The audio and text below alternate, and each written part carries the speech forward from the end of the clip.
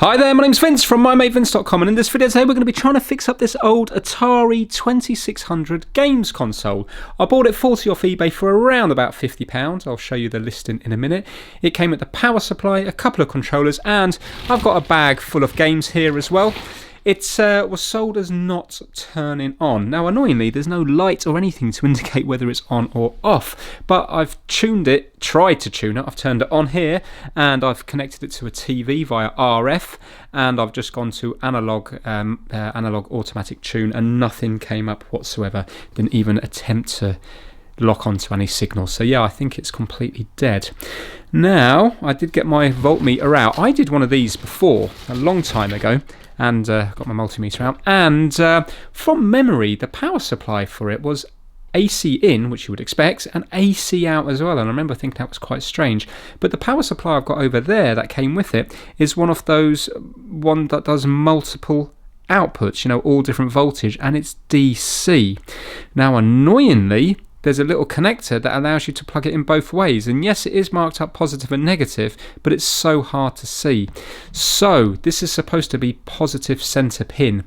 I'm wondering whether it's been put in with that power supply negative center pin, and I'm wondering what sort of damage that would do on the inside. I'll show you the power supply when we're over at the blue mat, and it will make more sense.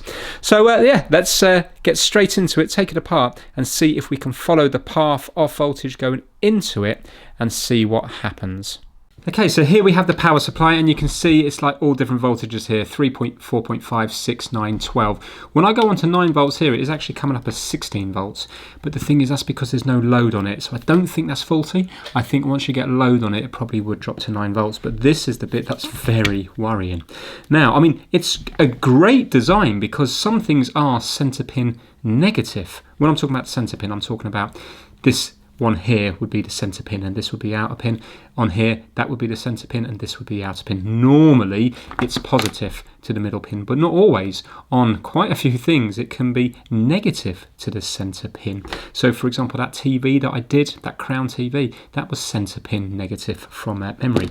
And what this will allow you to do here is, you can see it's got a little breakout here. You can unplug it and you can plug it in that way.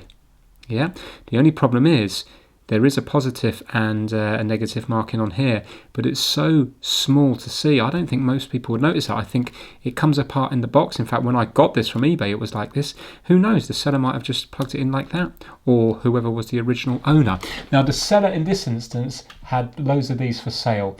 So I'm pretty sure they probably know their way around the 2600. But can you see here?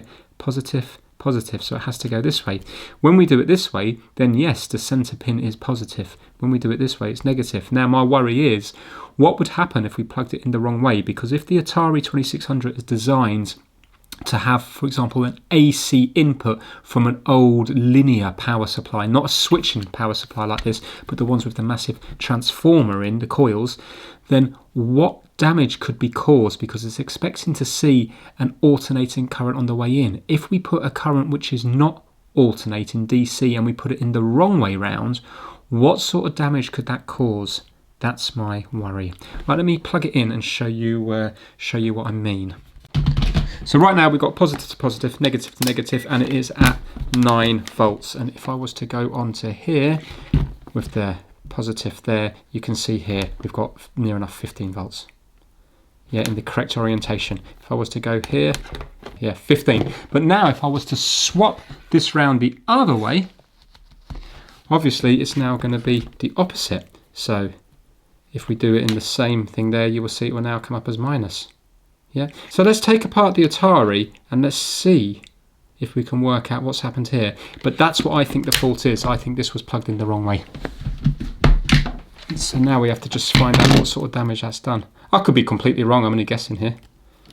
Right, I've put that in the correct way now. Really, this should have been color coded. So it should have been, for example, red all the way down here. So then you knew then how you were plugging it in. So we've got some screws at the back here. Let's undo them all and see what it's like on the inside. While we're doing that, let's give a shout out to the My Mate Vince Massive. Let's try to do the list in record time as well. I'm going to set a world record here for the My Mate Vince Massive readout. You ready? This month, the members consist of kitdigital.com, Kip Hakes, Mac Ross. I got that wrong. Let me try that again. It's like a tongue twister. Ready? Reset the world record. I have 3 attempts. This month, the members consist of kitdigital.com, Kip Hakes, Max Rokotansky, Having Fun Repairs, Edinburgh Amplifier Repair and Service, Will Michaelis, Chris Seal, Felipe at MrKeeps.com, King Kurd at Lowbook Auto Sales, DJ VG and Tobias Hennig. Woo! That was quick. I reckon that was in about 4 seconds. I'd have to time it when I'm editing and see what it came up as.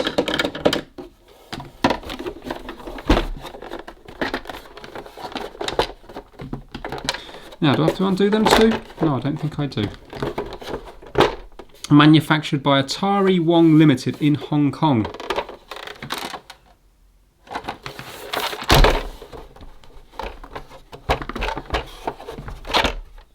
Here we go. Now, the one I did before, property of Atari Incorporated, Sunnyvale, California, 94086. When I did the one before, I think I got it from Danny off eBay. And the fault was, do you see this little adapter at the back here? The solder joints had gone from there. From memory, this is the thing that regulates it down.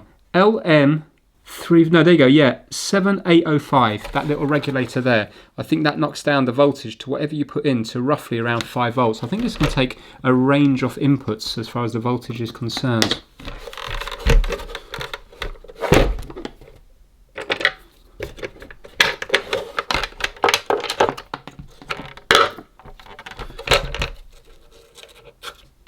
Could be a problem with the switch, maybe. Right, let's take out this now, and first of all we'll check the actual adapter at the back, just in case there's a common problem.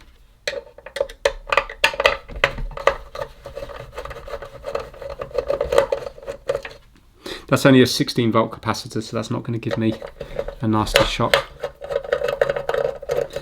Everything here is done on the outside anyway, there's there's not mains coming into it, it's a separate adapter. So unplug that. There we go. Okay. Can we unplug that? Yeah, nice and easy. Now, can that go in the wrong way? Yes, it can. So I need to make sure now that that doesn't... Let me just take a picture of that so I know which way to put it back in. There we go, now I know which way to put it back. So it was my best friend John that told me about this. We play golf together. Online, not real golf, but we do take it more serious than real golf. We're doing a PGA Tour at the moment, and the overall winner gets £100. Annoyingly, I'm 13 points down at the moment, but I'm still hopeful. But yeah, he told me about it. And yeah, I thought, actually, do you know what? That looks like quite a good buy. There's a real big warp on that board, isn't there? Unless it's designed like that. Woo, it's like a banana. So yeah, John, if you're watching this, hopefully by then I would have beaten you on golf. And I'll be £100 richer.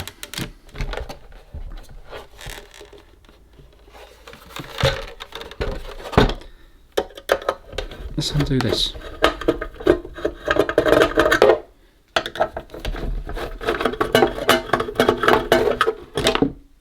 What's so nice about fault finding on stuff like this is right now I just don't know what the problem could be. It could be something simple, it could be a bad solder joint, it could be that voltage regulator thing there, or it could be something much more serious. And that's the nice bit. It's not really even having a working item by the end of it. It's more what has gone wrong with it, which makes it so interesting.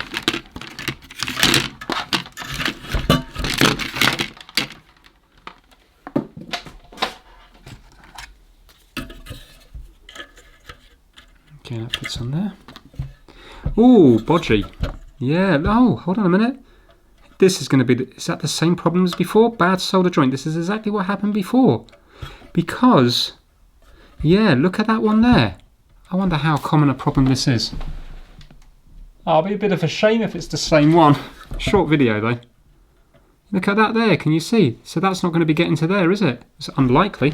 Let's get our multimeter set to continuity. And do you know what? I'm surprised, because the seller's selling loads of these. I'm surprised that they didn't know that. But maybe they are just selling them. You know, so they specialise in them, but maybe they don't actually look into repairing them. Right, so now, where does this go to? There. But look, it's not going to there. Can you see I'm on the outer thing here? Yeah, but it's not going to there, which means it's not travelling down here to here. Look, yeah, there, but not on that little prong.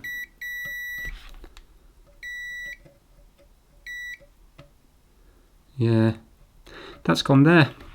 Right, so let's plug this in. I'm disconnected from here.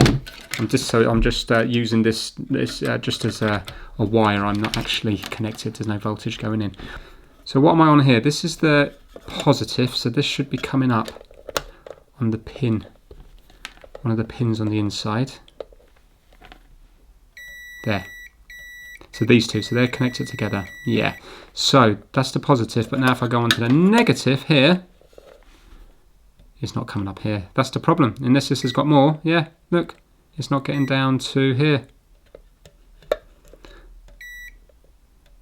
Yeah, so it's on there, not there. Ah, the exact same problems I had before. Well, look, if I've only ever done 2 of these in my life, and both of them have had the same faults. Again, I'm not saying that there's not other faults on this. So how many of these have been thrown away or left up in an attic or a loft somewhere or a cupboard, and the same problem? It must be just the constant plugging in and unplugging off this over the years is just putting strain on that joint there, and it cracks. And this would be leaded solder, I'm assuming, from this sort of age. So I imagine it would be even worse again with unleaded solder. Right, let's get the soldering iron on. I'll neaten up the other ones as well because they all look a bit iffy. Let's get rid of some of the crud. It kind of looks like work's been done here already. Let's use some isopropyl alcohol to give it a little clean. Now this would have been an ideal T-brake repair, but you see, I thought it was going to be more involved because it was coming from a business seller.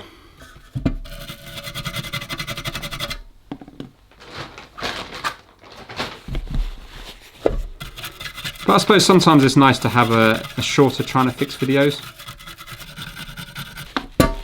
Right, what I'm going to do is I'm going to remove all this old solder and just redo this from fresh. I think I'm just going to use braid on here rather than getting the solder sucker out. So this is like a solder wick. It wicks up the solder. So the solder goes onto here. It's just copper and it sucks its way along the up here.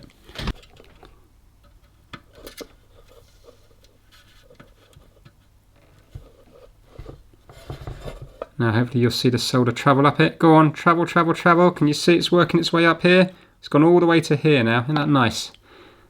Wicking it all the way up. There we go. It's probably got a limit to how far it can go. Now let's move it up a bit.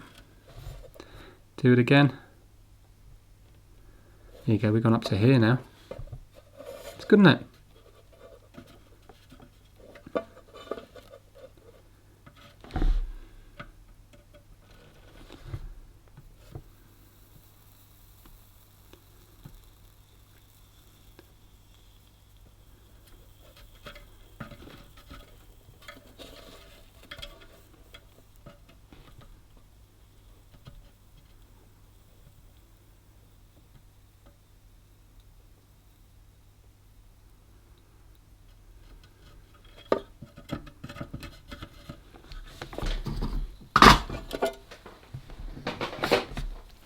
Just cut away the excess.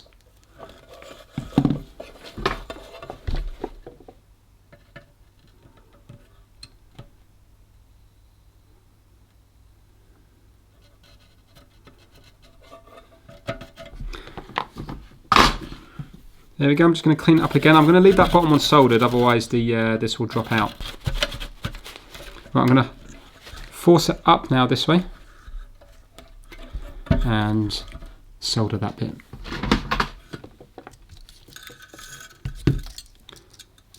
So I'm using leaded solder here.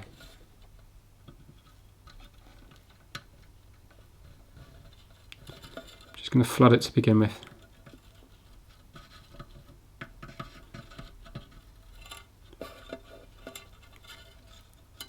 Okay, now I'm going to hold it up. There.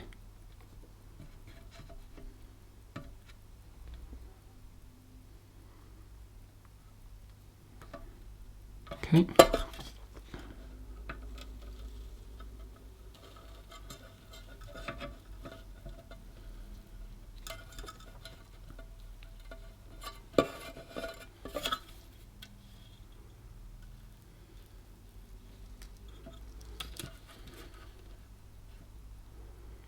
Now it's not wanting to go on the top there, because as you can see there's not really any pad at the top, is there? Just the remains of a pad. Okay, that bottom one does look fine, but I'll just get rid of it.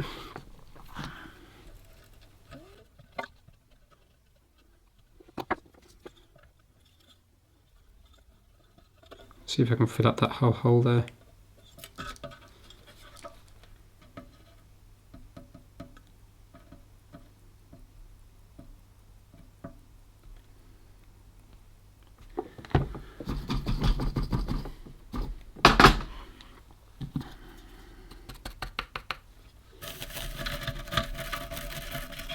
I think this board had conformal coating on it, because you can see it's got like a yellowish mess on it.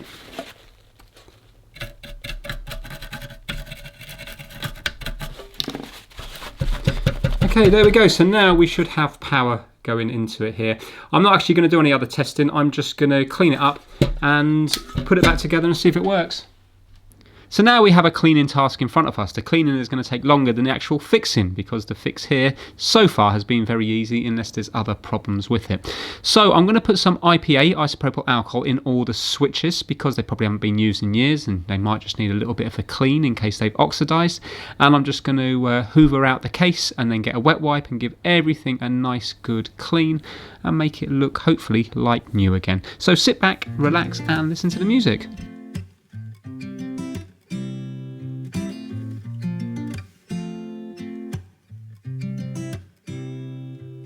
You said it was the last time, but you keep coming back to tell me sorry that you take back all the things you said just to hurt me. Our love just went cold, but I'm still burning. Our love just went cold. Why? I keep on making the same mistake.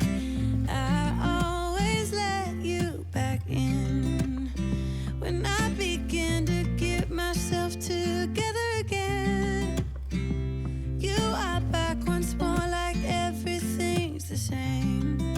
I tried to build my walls up, but you're taking them down. It's tearing me apart, I can't pretend. Now I have to get over you again. You said it was the last time, but you keep coming back to show me sorry you have changed now.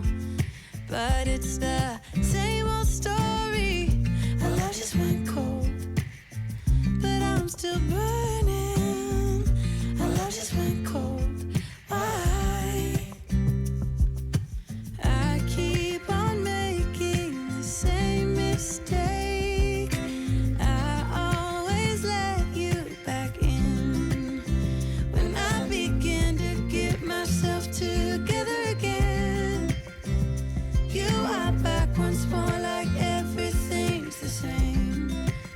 To build my walls up, but you're taking them down. It's tearing me apart, I can't pretend. Now I have to get over you again. Right, now I know I should be keeping it original by just leaving it as it is, but can you see around the edge here it's just missing its little marker? So what I'd like to do is just get a paint pen. I've got all these colours to choose from. I'm thinking that this is the best, I'm thinking that this is going to be the most similar colour.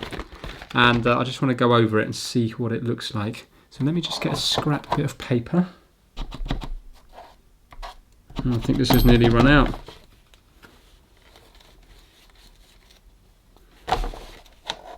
I might be okay.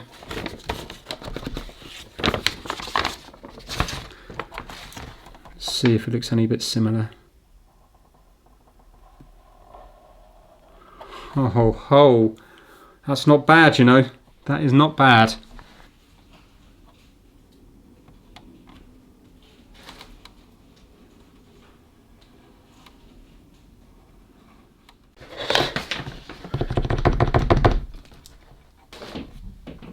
That's annoying. I pushed it in and shook it at the same time, and now it's gone everywhere. It's gone all over my top as well, and the carpet. You can see it's splattered there. It's gone on the carpet, and it's gone down my top as well. That's so irritating. I don't know what's going to get that out.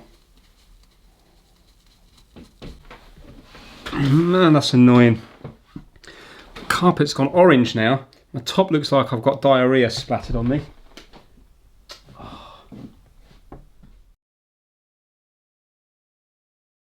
Right, okay, so that's one layer done now. It definitely looks better. When it dries, I'll go over it again and touch up the bits that are missing.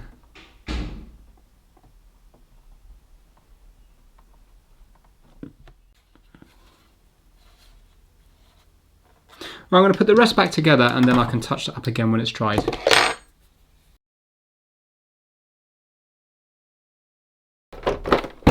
That paint's really going against me. I've just touched it now. And I need to do this bit again. Oh, I should have just left it be, shouldn't I? Right, so it's looking much cleaner now. I still need to give it one more clean. What I'm going to do is let it dry for a little bit and then plug it into the TV, tune it up and see if it works. If not, we'll have to take it all apart again and find out why. But I think I don't think this has been looked at before, so I think that is the only fault on here. Alright, good news, it's found a channel, and it didn't do that before. I'm on the big TV now. So let's see if it's going to come up. Right, so here we have it, and it is all come up nice and clean, looking good. I've got both controllers attached to it. They're working as well, but the only games I can get to work are Combat, which is currently plugged in here now, and also Yar's Revenge. These four here I can't get to do anything whatsoever. So that might make a nice little tea break repair, I think, looking at those, or possibly another trying to fix video. Anyway, have a look here. If I turn it on here, I've got it to colour. After a few seconds, it will come up here.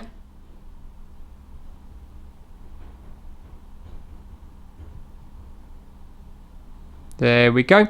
And then I can select a different game by hitting this one here. So let me just, this is like on a spring, like that. So let me just show you the different games on here. So these are like the tank games. You can see it counting up there, 8, 9, 10, 11, blah, blah, blah. And then we'll go to an aeroplane game. And then we've also got a fighter jet game as well. Look, there you go, fighter jet. So remember, back when this came out, this would have been, I think there would have been a lot of playability to this particular game. Let's just do the tank one. I want to do one where normally the bullets only go maybe half the screen and then disappear, but there's one where it bounces all around the screen. Let me try that one. Yeah, here we go. Right, let me put it on the tripod. And with this one you can see it will bounce all the way around, but yet you can't shoot yourself. Let's see if that's going to do it. Oh.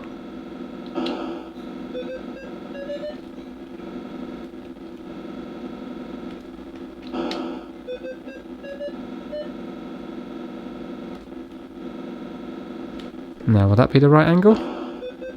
Oh, come on.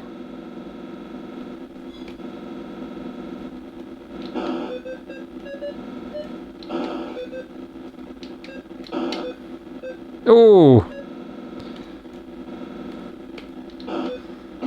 There we go. And then you can use the other controller, obviously, to be the other tank.